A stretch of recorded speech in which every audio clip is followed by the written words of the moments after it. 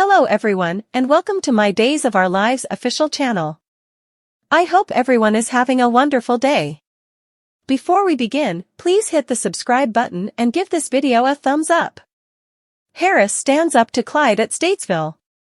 In the meeting region at Statesville, Clyde jeered when Harris blamed him for being behind Salem's medication dealing ring.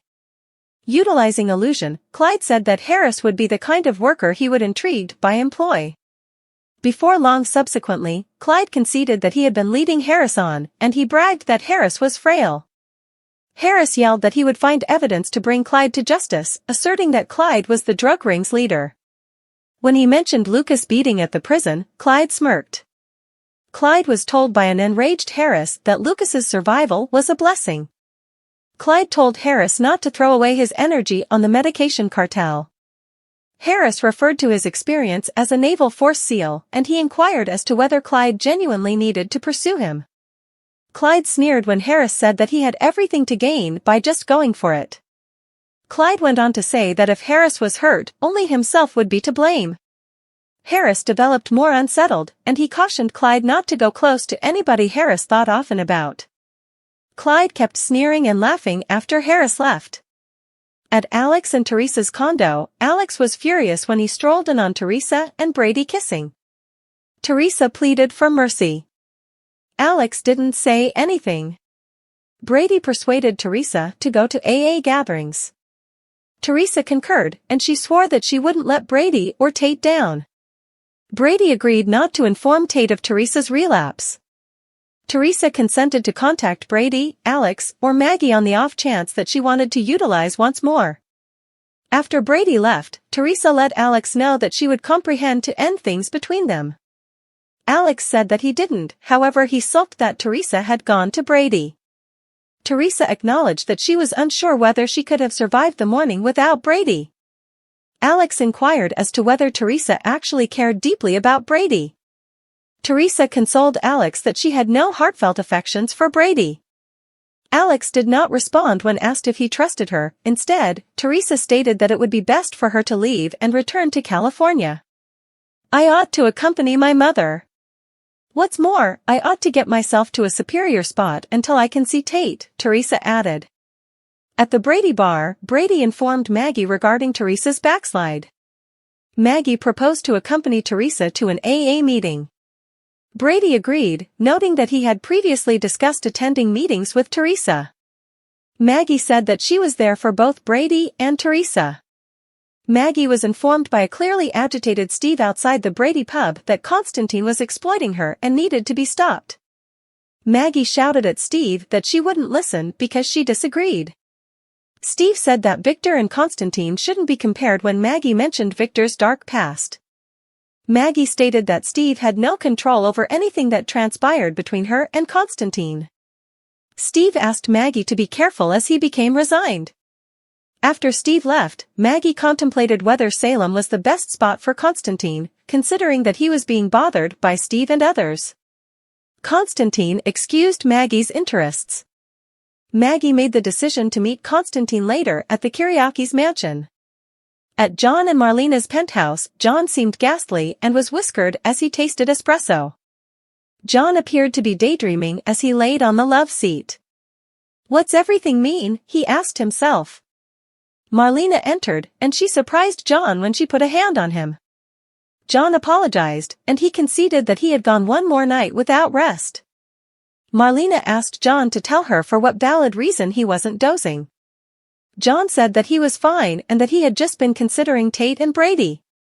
John stated that there was nothing else going on when Marlena asked for more information. Before she left, John and Marlena shared a kiss. Steve seemed minutes after the fact. John had been having nightmares, he found out. John claimed that he had trouble recalling his dreams. "However, I have discovered that when my psyche begins going to these dim spots, this is on the grounds that it's attempting to let me know something and it's bad," John said. Steve referenced his altercation with Constantine prior, and he lamented that Maggie was as yet ignorant concerning Constantine's appeal.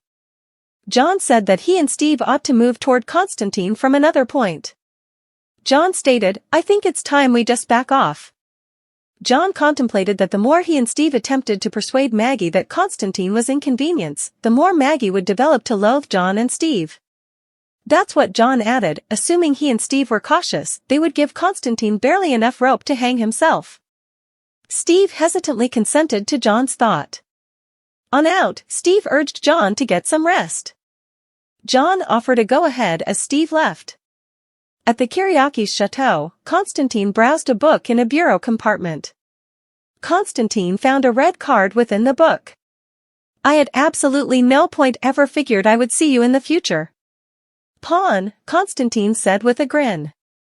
Constantine gazed at the card as mumbled to himself. Sooner or later, he laughed. Simultaneously, Steve brought down a shot from the bar at the Brady bar. Damn it, elderly person. Might it at any point truly be? Steve pondered. Fans wriggling over insights concerning Lisa Rinna's sexual coexistence. Perhaps a few subtleties are only improved left for the room. Days of Our Lives alum Lisa Rinna, who frequently has a comment about her own life in an exceptionally open manner, as of late focused on her sexual coexistence with her significant other of numerous years, Harry Hamlin. Furthermore, indeed, certain individuals can't resist the urge to raise an eyebrow over what she needs to say. For everything you need to know, continue reading below. DOL News, fans wriggling over insights regarding Lisa Rinna's sexual coexistence. Assuming there's anything that Cleanser fans have found out about Lisa Rinna throughout the long term, it's that she generally expresses what's at the forefront of her thoughts.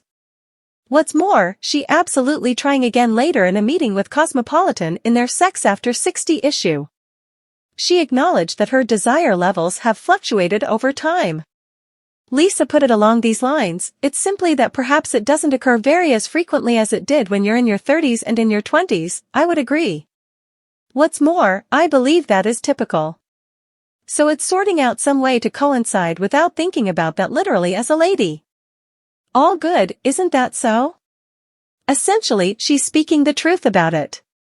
Indeed, numerous pundits surely had a great deal to say regarding the matter. Some even remarked with, she's an egomaniac.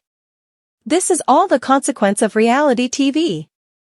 They make these beasts and they think we care about their lives. It's undeniably prearranged. If they would rather not open their families to the world, they track down one more frantic individual to have their spot. Lisa Rinna, an alum of DOL, is open and honest about her sexual life. However, there was also this comment, I revere Lisa Rinna and severely dislike the unpleasant ladies offering mean remarks continually. It's so horrendous/inhumane. Rinna has guts and a terrific joie de vivre.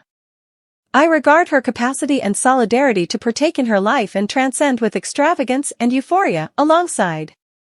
Up until this point, Lisa herself has not offered any remarks about the analysis she's gotten. Tell us your thoughts on this story. Get in contact with us in our remarks area beneath with your viewpoints. Also, keep an eye on this space because we think there will be a lot more juicy drama. Additionally, remember to return here for all the most recent news and tattle pretty much every one of your #1 English royals, Hollywood entertainers, and unscripted TV stars. We take care of you.